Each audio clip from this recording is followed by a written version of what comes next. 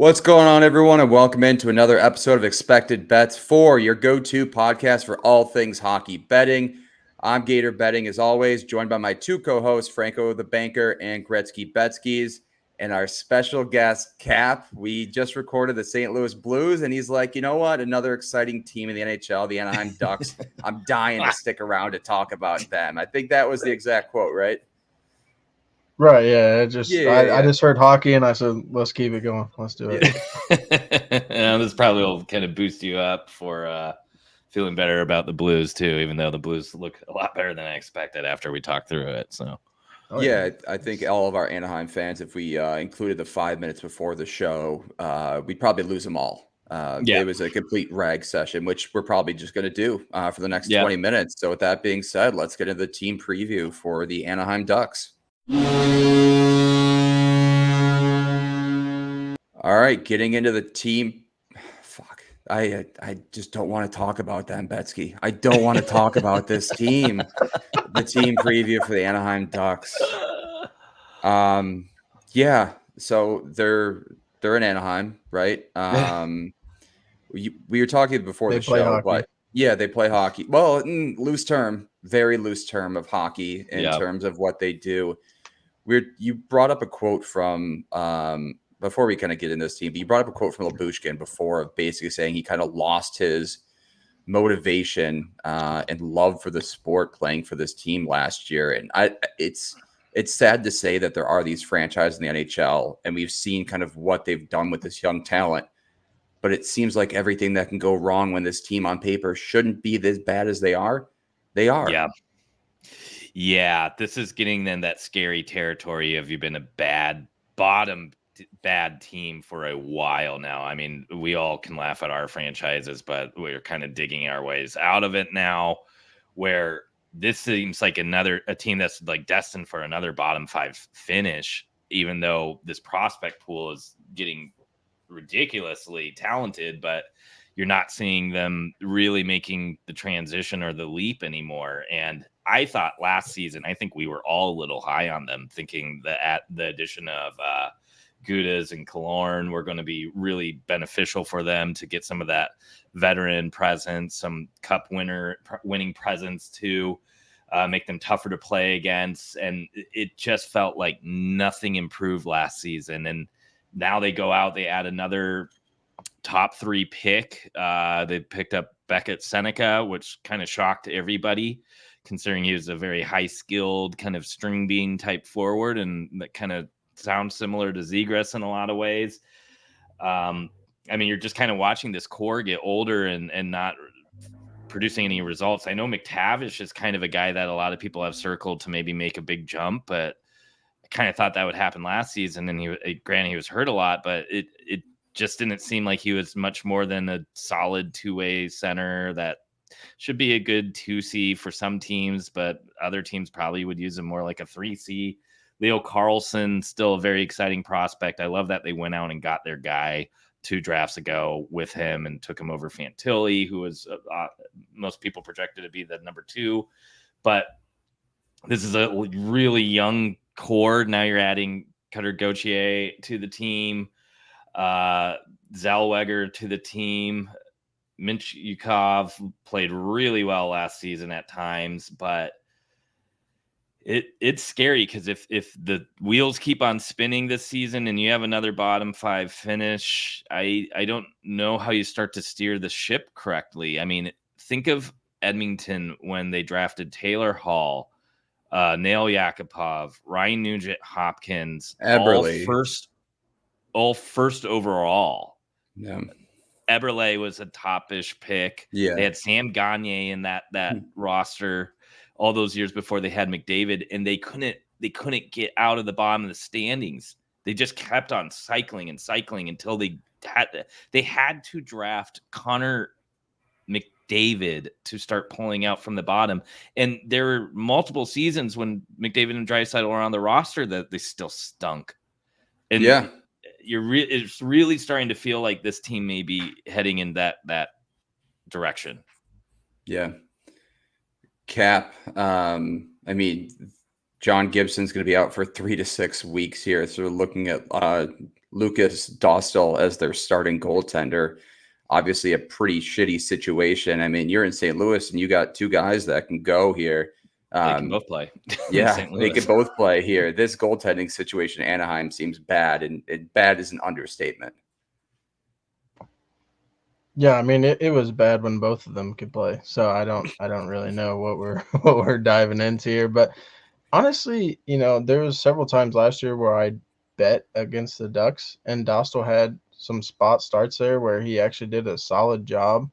I don't know if we should hammer on him too hard, but again, just looking at it now, not a good situation at all. And like Gret said, I mean, at what point are you looking at this team and thinking it's a good situation unless your young talent really starts building up here and you start seeing some progress. Yeah, and I mean, I know Gibson was a huge candidate for over on saves last year because of all the shots, and that's the bad thing with goaltending is you really can't put it all on them, right? Like your blue line has a huge part of that, and just overall your team's defensive scheme and everything like that. But I don't know. It's not good. It's not looking good. You just pray that these young guys can fill some spots and start to show some progression. So. Yeah, Franco, we touched on this before, but this defensive core is disgusting, gross. Like you just list your synonyms along with that. You like Gudis, obviously, but I mean, there's a ton of it's relatively young. I will give them that, but on paper, it looks extremely weak. So, what are your thoughts on kind of this defensive unit? And then you can even talk about the whole team if you want. It feels like a lot of offensively gifted defensemen, not a lot of defensive or guys that can be that stay-at-home guy, right? So, yeah. I mean, even Cam Fowler, like I think of him more as an offensive defenseman than, a shutdown guy.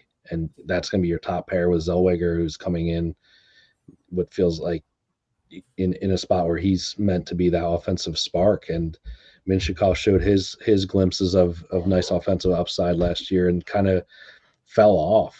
At the beginning of the season, he was on a tear. It felt like recording points in a bunch of games in a row, it felt like, and then just disappeared. I don't know what happened there, if that was like injury or just kind of falling off after, playing a long season.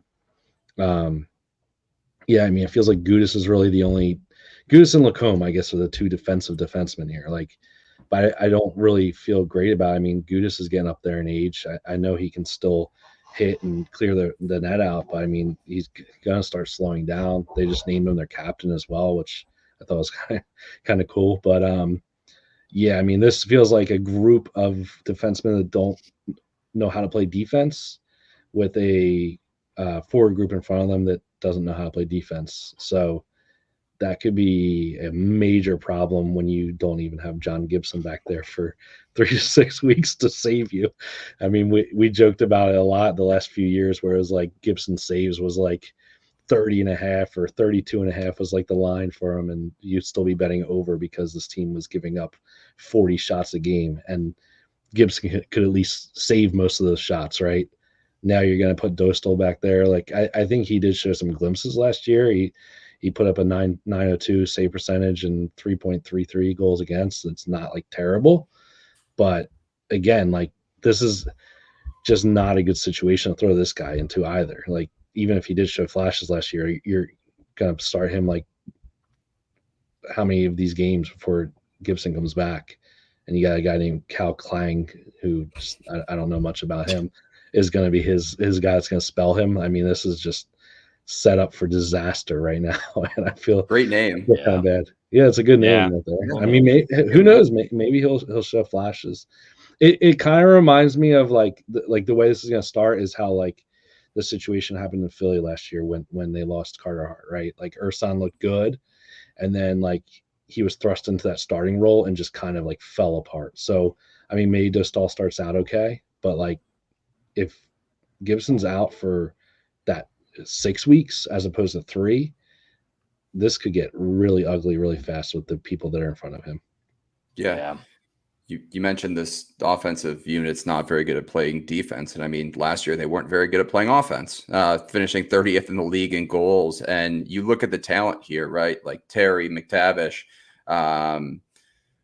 Zegras, to name a few. You got Carlson up there. Now you add Gauthier up there. Like, they should be able to at least put something forward that's more respectable this season.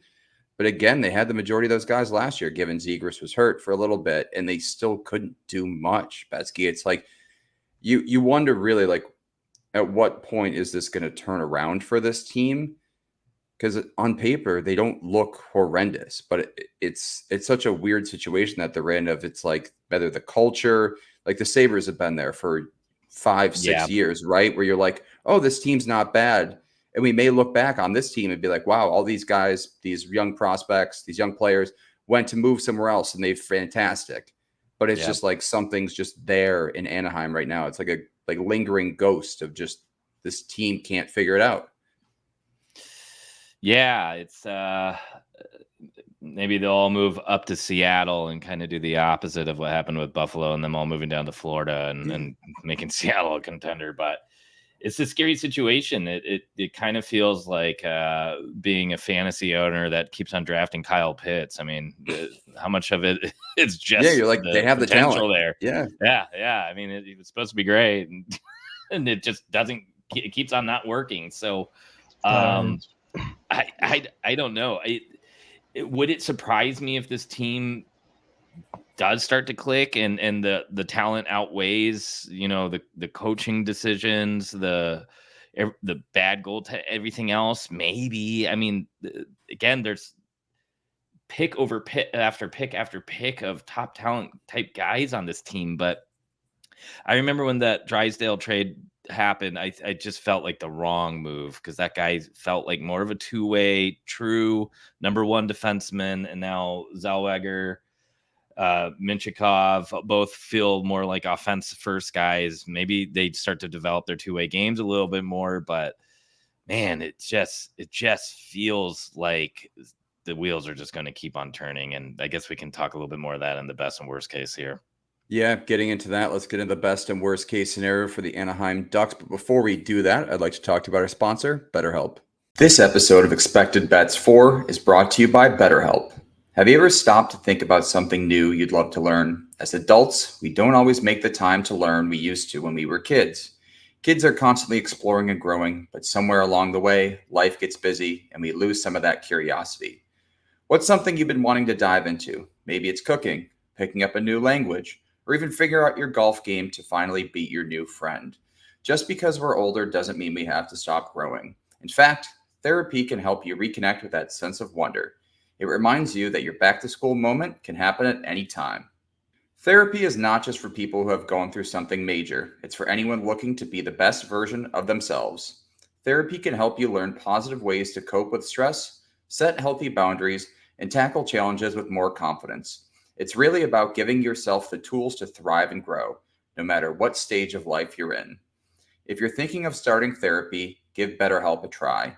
It's entirely online, designed to be convenient, flexible, and suited to your schedule.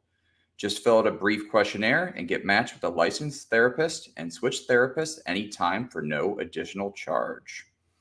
Rediscover your curiosity with BetterHelp. Visit BetterHelp.com/THPN today to get 10% off your first month. That's BetterHelp, HELP.com/THPN. Now back to the show. Getting into the best and worst case scenario for the Anaheim Ducks, I'll start with you, Franco, with this. The best case feels like this core, this top six, even this top nine does put everything together, and they finally put a product on the ice that feels like there is some direction in Anaheim. But again, there's a lot of pieces to this puzzle, whether it be offensively and defense, that need to click. And it seems like maybe even putting this puzzle together, 2 or 3 haven't even clicked to start, at least putting together this puzzle. It's just a weird situation because, I mean, best case scenario, like, they're not going to make the playoffs, you don't think? They're plus 1,400 in a pretty relatively tough division. So it's like, is it just hope? And like, improvement across. It's weird for this team in terms of the best case. Well, I think the one thing is the goal scoring, right? You talked about them being, what was it, 30th or 31st? 30th last year. The only two teams that were worse were Chicago and San Jose. Yeah, and those two teams are like devoid of talent last year, right? Like this, again, like we look at this and it's like so much young scoring upside. You would feel like, I mean, I will cut them a little bit of a break, right? Like Carlson, they had on like that weird like load management program thing where that night before the lineups would come out and be like, Carlson's not in tonight. Oh, okay, cool. Just whatever. So, I mean, he was in and out of the lineup. I don't think he ever really got his feet under him, to be honest with you. Are they going to do that again this year? I hope not. Zegras only played 31 games last year too. Well, he was injured. Zegras was injured. I mean, he never looked right last year. So again, is he coming in the season healthy now? That those two alone, like that could be a major difference, right? Like if you're talking Carlson playing 82 games and Zegras playing 82 games, there's no way this team finished as 30th, right? Again, and then you put on top of that Gauthier, who I think he only played like 4 or 5 games towards the end of the season, so he'll be in for a full haul this year. Vetrano scored a ton last year, it felt like, so I don't think that's a problem. Terry had a down year. Can you do it again?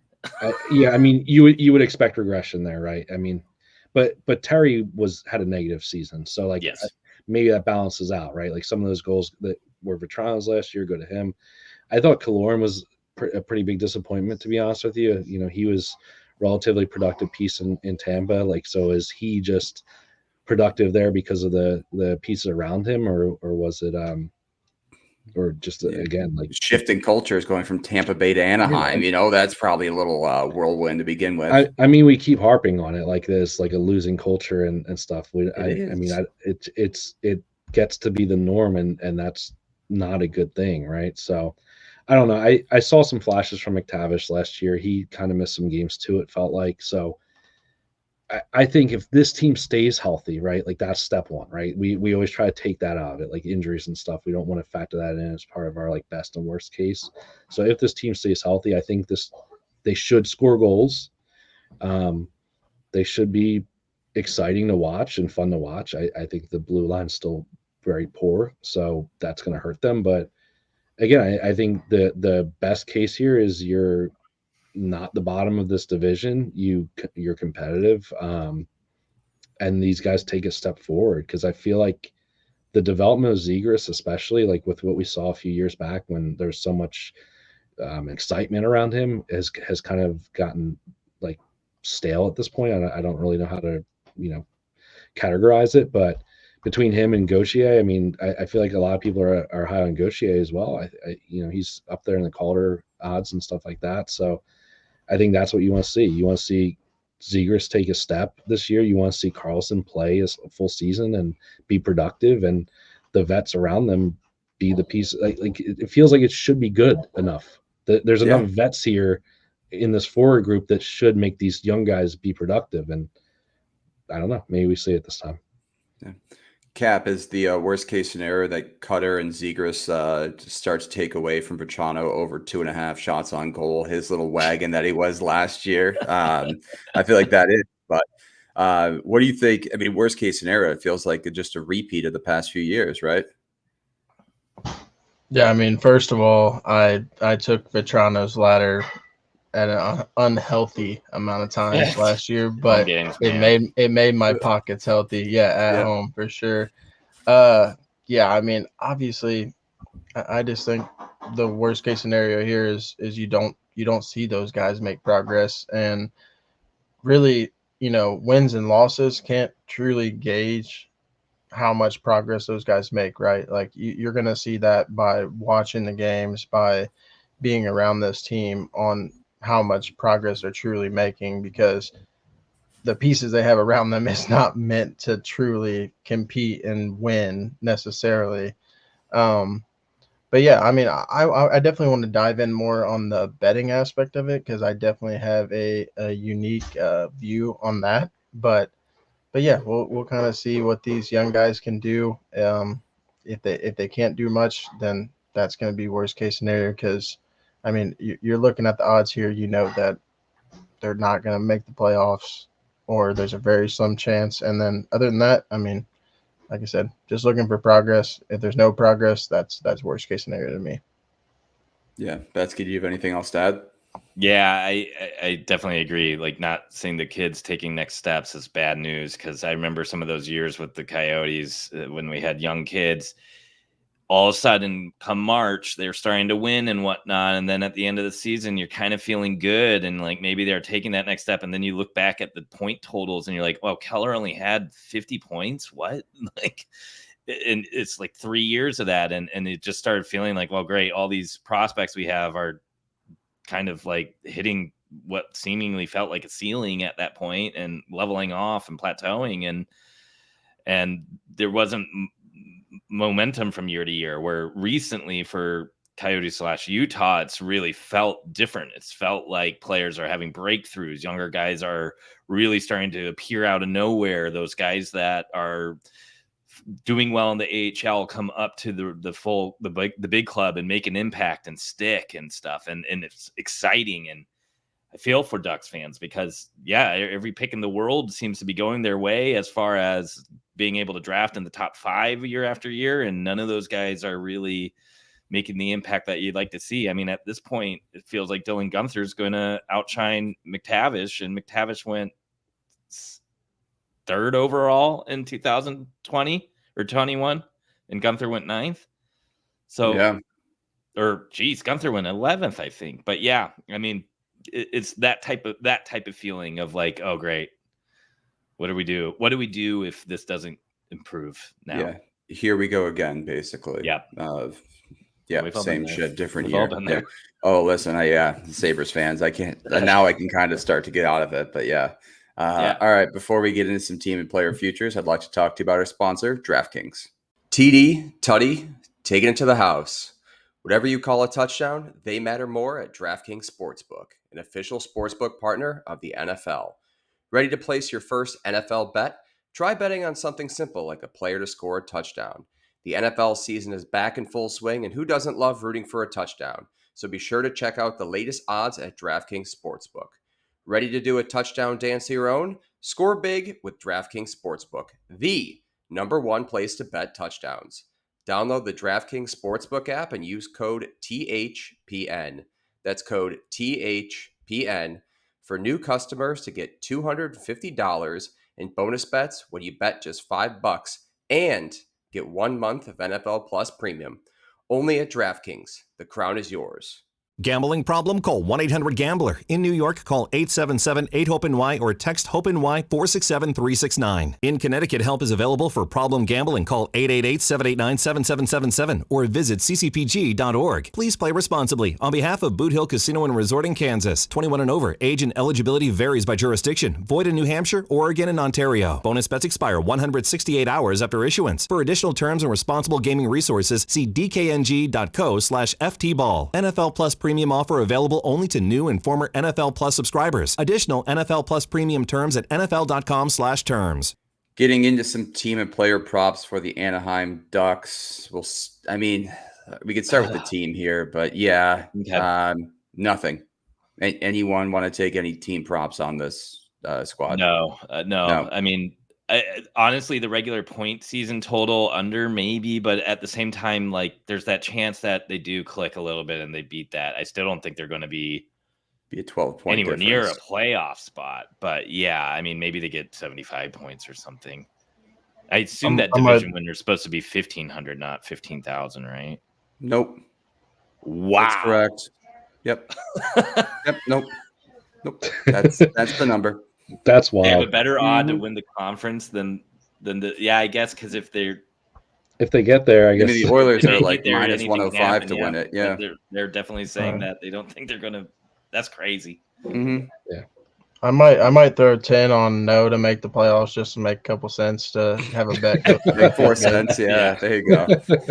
Yeah, why not? Yeah. I mean, you wish you could parlay those because that would be kind of the first leg to start off them. San Jose, even Chicago. You're just like, all right, let's try to build Columbus. Yeah, let's try to build something from here. The player points and player goals totals. So Zegras for points is listed at 58.5, Cutter at 44.5, Troy Terry at 57.5 in terms of goals. Zegras is at 22.5, Cutter is at 22.5, Vetrano at 24.5, and Terry at 23.5. Interesting that Zegras and Cutter both have the same goal total and are about 14 points off in terms of points, which is kind of interesting. My thoughts, if Cutter does click with Zegras and Vetrano, he soars over that 44.5 points.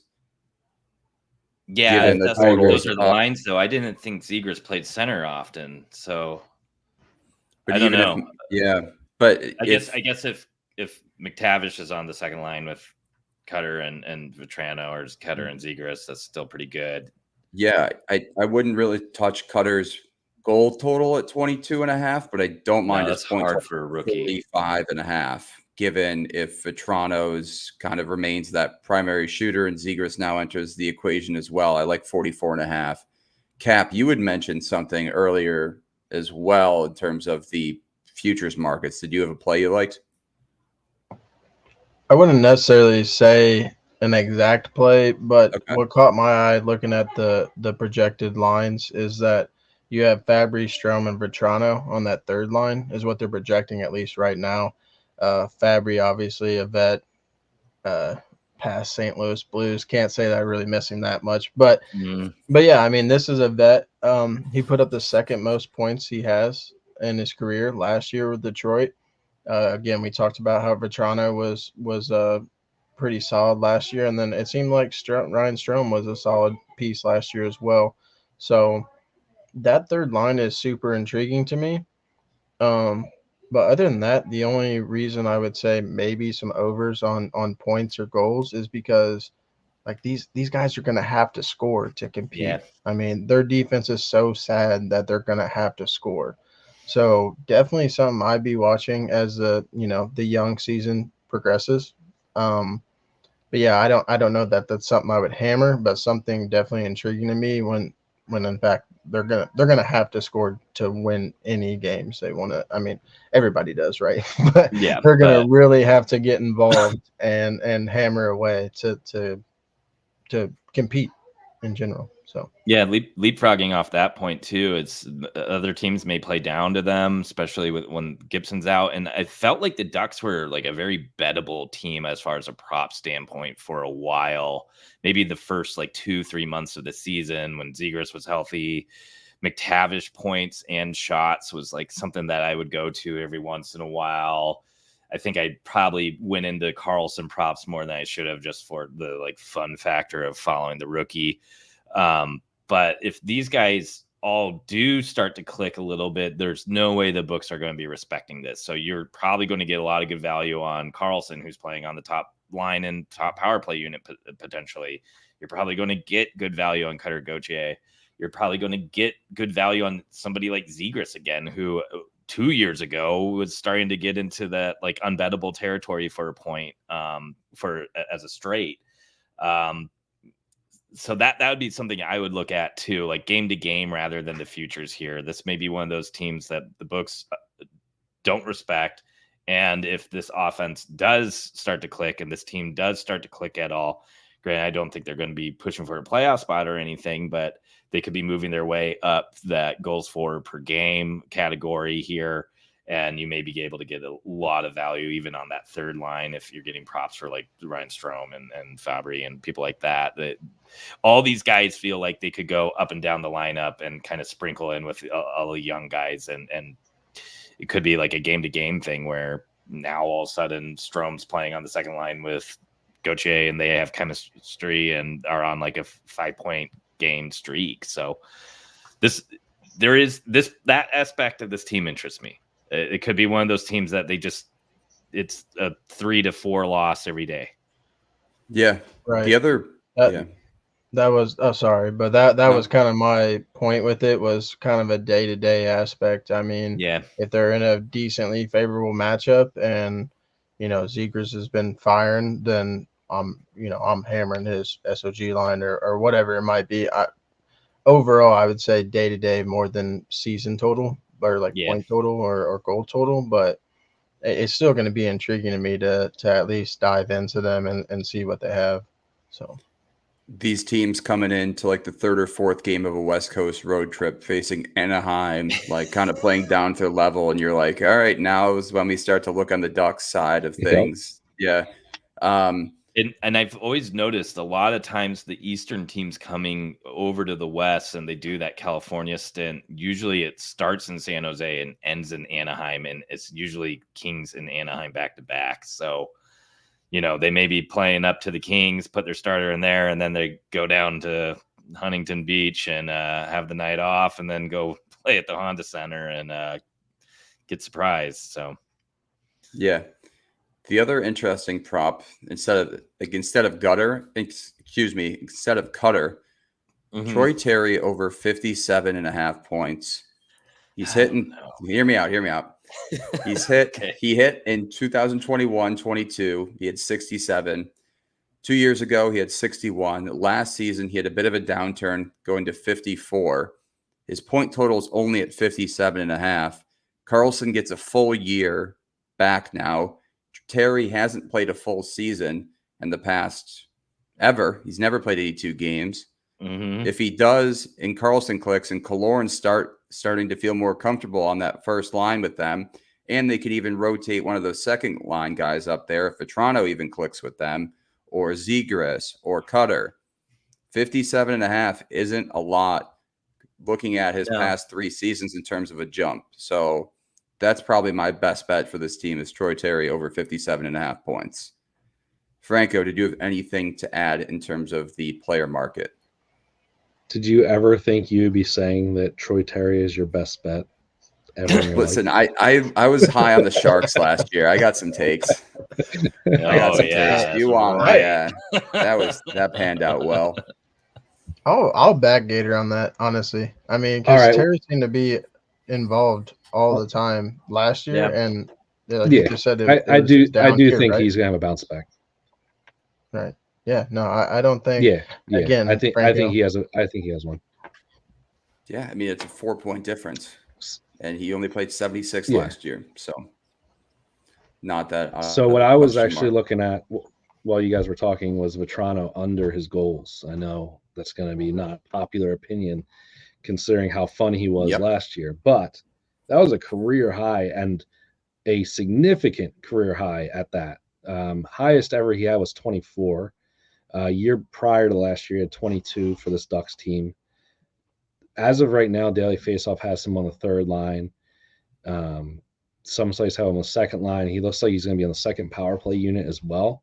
I think, again, this plays more into like how this team shuffles their players and stuff, but like you would imagine they want to see what they have in these young players, right? Like they know what they have in Vetrano. So if he is projected to be on third line, I could see that sticking and them rolling with these younger guys on the top 2 lines. And if that's the case, I mean, 25 goals is a pretty big number considering he's only hit it once. And obviously he smashed it last year, but that was more out of necessity because they were missing Zegras and Carlson was playing half the games and, McTavish was in and out of the lineup. So I think that would be where I would look for this team as well. Besides the Terry look, I do like that Terry look as much as I was bashing you for it.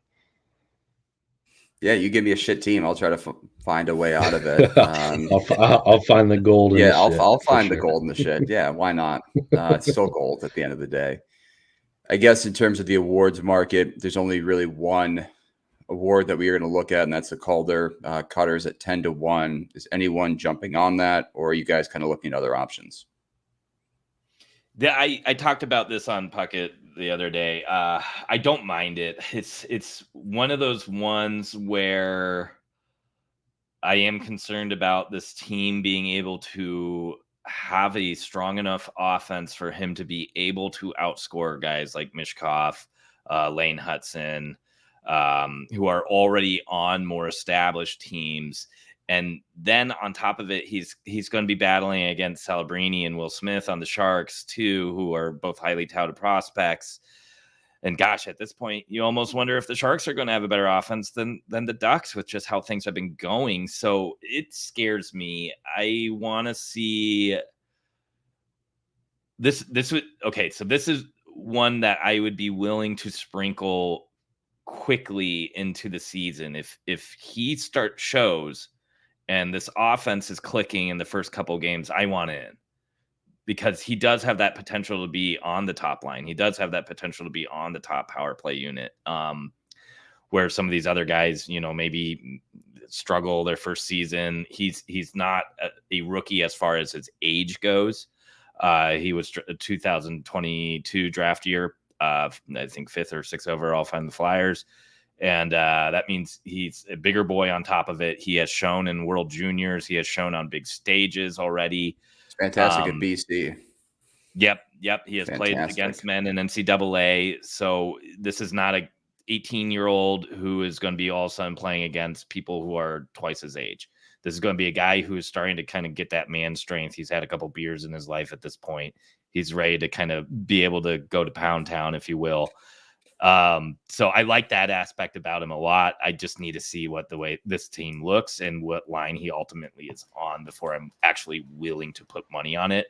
But this is one that if he lights the lamp a couple times in that first week of NHL action, I'm getting on it immediately.